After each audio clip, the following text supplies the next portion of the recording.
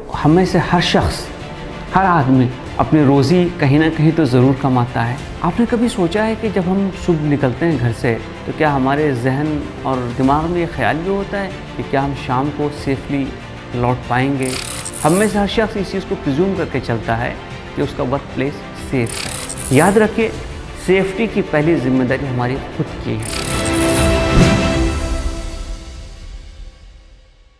Good morning, नमस्कार, आदाब, अस्सलाम वालेकुम, सत श्री अकाल, वेलकम बैक। दोस्तों, हम में से हर शख्स, हर आदमी अपनी रोज़ी कहीं ना कहीं तो ज़रूर कमाता है। फिर वो रोज़ी चाहे वो बिज़नेस से हो, ट्रेड से हो, इंडस्ट्री से हो, एग्रीकल्चर से हो, सर्विस से हो, उसके लिए उसको कुछ ना कुछ मेहनत करनी पड़ती है। किसी न किसी जगह पे जाना पड़ता है, किसी ऑफिस में काम करना पड़ता है, किसी फैक्ट्री में काम करना पड़ता है, किसी वर्क साइट पे काम करना पड़ता है। आपने कभी सोचा है कि जब हम सुबह निकलते हैं घर से तो क्या हमारे जहन और दिमाग में ये ख्याल भी होता है कि क्या हम शाम को सेफली लौट पाएंगे? हम में से हर शख्स इस चीज़ को प्रिज्यूम करके चलता है कि उसका वर्क प्लेस सेफ़ है। लेकिन मैं आपको बताऊं कि हमारे पास बहुत सारे ऐसे जगह हैं, बल्कि एक एस्टिमेट के मुताबिक करीब 4 लाख ऑक्यूपेशनल एक्सीडेंट होते हैं, फेटल, हर साल मुल्क में, इंडिया में, जिसमें लोग या तो मर जाते हैं या सीरियसली ज़ख्मी हो जाते हैं। कुछ चीज़ों का असर तुरंत होता है और कुछ चीज़ें लॉन्ग टर्म में सेहत पर असर करती हैं। आप किसी केमिकल से एक्सपोज हैं, आप हेवी नॉइज़ से एक्सपोज हैं, आप डस्ट से एक्सपोज हैं, तो इसका असर तुरंत नहीं होगा, लेकिन धीरे धीरे धीरे करके आपकी स्किन में, आपके लंग्स में, आपके हेयरिंग सिस्टम में, एयर्स में और कभी आँखों में, अलग अलग जगहों पे इसके कंसिक्वेंसेस आपको देखने को मिलेंगे। ये कंसिक्वेंसेस एमर्ज होती हैं। इसलिए बहुत ज़रूरी है कि हम अपने वर्क प्लेस को भी सेफ़ रखें। एक तो सेफ्टी वो है जो कि आपके सेक्स से रिलेटेड है, जिस पे हम अलग से गुफ्तगू करेंगे, आप मेल हैं या फीमेल हैं उस हिसाब से। लेकिन एक सेफ्टी वो है जो आपकी फ़िज़िकल सेफ्टी है। तो सबसे इम्पॉर्टेंट चीज़ ये है कि जब हम कोई काम करते हैं तो हम उस काम के रिस्क फैक्टर को एक बार सोच लें, एनालाइज कर लें। कंस्ट्रक्शन वर्कर में लोग काम करते हैं, ऊंची हाइट पे काम कर रहे हैं, तो क्या आपने वो गियर पहना हुआ है? आपने वो रोप, आपके पास जो हेलमेट है, आपको होल्ड करने का जो मैकेनिज़्म है, क्या वो है? आप किसी इंडस्ट्री में, जैसे लेदर इंडस्ट्री में काम करते हैं या एस्बेस्टस इंडस्ट्री में काम करते हैं या सीमेंट इंडस्ट्री में काम करते हैं, तो आपके रेस्पिरेशन में जो चीज़ें जा रही हैं, तो उसको रोकने के लिए क्या आपने कुछ इंतज़ाम किया है? या किसी ऐसी जगह पे जहाँ बहुत ज़्यादा नॉइज़ हो रहा है, तो क्या नॉइज़ कैंसलिंग कोई डिवाइस है आपके पास? ये चीज़ें प्रोवाइड करना हर जगह पे जो कॉन्ट्रैक्टर है उसकी ज़िम्मेदारी है, जो काम करवा रहा है ये उसकी ज़िम्मेदारी है। तो हमको इस बात को जानना चाहिए कि हमारी सेहत हमारी ज़िम्मेदारी है। हम किसी ऑफिस में, किसी फैक्ट्री में आज काम कर रहे हैं, कल चाहें तो छोड़ सकते हैं, किसी और जगह पे जा सकते हैं। किसी कॉन्ट्रैक्टर के साथ हम आज काम कर रहे हैं, हो सकता है कल हम छोड़ दें। तो हमको सबसे पहले अपनी सेफ्टी का ध्यान खुद रखना चाहिए, और उस सेफ्टी के लिए हमको हमेशा एक वर्स्ट पॉसिबल सिनेरियो कि अगर ऐसा होगा तो क्या है, इसके बारे में सोच लेना चाहिए। अगर मैं 10वीं या 20वीं या 50वीं फ्लोर पे काम कर रहा हूँ, मैं गिर गया तो मुझे गिरने से रोकने के लिए क्या है? अगर मैंने एस्बेस्टस इनहेल कर लिया या कोई केमिकल में इनहेल कर रहा हूँ या उसको हाथ लगा रहा हूँ, उसको छू रहा हूँ, या वो मेरे बॉडी से टच हो रहा है, या बहुत हाई हीट है, हाई टेम्परेचर है, इलेक्ट्रिसिटी का करंट है, ये तमाम चीज़ें हैं, तो इसके बारे में मैंने क्या प्रिकॉशन लिया है?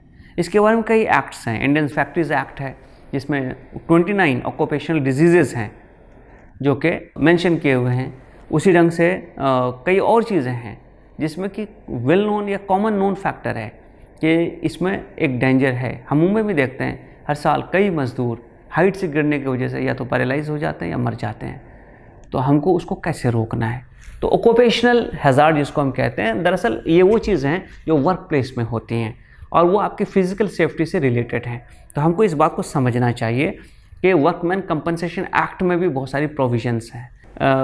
पूरे इंडिया में जिस फैक्ट्री में या जिस इंस्टॉलेशन में 20 या उससे ज़्यादा लोग हैं और महाराष्ट्र के लिए 10 या उससे ज़्यादा मज़दूर काम करते हैं, तो उनको एम्प्लॉइज़ प्रोविडेंट फंड लागू है।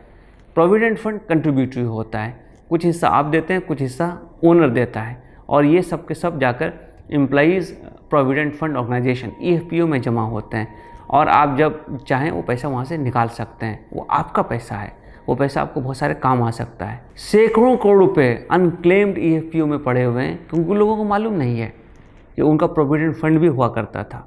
तो अगर आपने कहीं पे काम किया है तो फ़ौरन जाके पता लगाइए कि क्या आपका प्रोविडेंट फंड कटा है तो कहाँ जमा हुआ है, अब वो पैसा आप निकाल सकते हैं, अब वो आपका पैसा है। तो इस ढंग से फिज़िकल सेफ्टी, इस ढंग से आपकी पर्सन की सेफ्टी, चाहे वो साउंड से हो, चाहे वो बिजली से हो, चाहे वो पानी से हो, चाहे वो हाइट की वजह से हो, चाहे वो करंट से हो, चाहे वो किसी और मीडियम से हो, किसी केमिकल से हो, लेड से हो, आर्सेनिक से हो, उस पॉइजनिंग से अपने आप को आप कैसे बचाएंगे।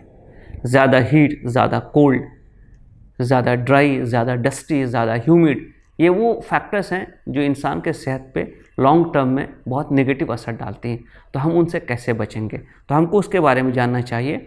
और टॉक्सिक सब्सटेंसेस जहाँ इस्तेमाल होते हैं, कोई भी फैक्ट्री जिसमें कि कोई टॉक्सिक सब्सटेंस, टॉक्सिक आप आसानी से समझ लीजिए, जिसमें लेड हो, जिसमें मरकरी हो, जिसमें आर्सेनिक हो, इस किस्म की चीज़ें अमूमन टॉक्सिक होती हैं। और भी कई चीज़ें होती हैं जो टॉक्सिक हो सकती हैं। तो हमको उन फैक्ट्रीज़ में जहाँ डस्ट है, जहाँ कोई चीज़ हमको एलर्जी क्रिएट कर सकती है, तो उसके बारे में जानना चाहिए। थोड़ा सा हमको इसके बारे में सर्च करना चाहिए, पता लगाना चाहिए। जैसे मैंने 2-3 एक्ट के बारे में आपको बताया, EFPO के बारे में बताया, फैक्ट्रीज़ एक्ट के बारे में बताया, आपको वर्कमैन कंपनसेशन एक्ट के बारे में बताया कि अगर एक्सीडेंट हो जाए तो आपको कंपनसेट किया जाएगा, ये लॉ है, वो कंपनसेशन आपको मिलेगा। हो सकता है आप ना बचें, आपकी मौत वाक़ई हो जाए, लेकिन आपके बाद जो डिपेंडेंट हैं वो तो बहरहाल मौजूद रहेंगे, उनको तो पैसों की ज़रूरत पड़ेगी, तो उनके लिए भी चीज़ें हैं। तो ये कुछ चीज़ें हैं जिसके बारे में मुझे लगता है कि जान लेना बहुत ज़रूरी है।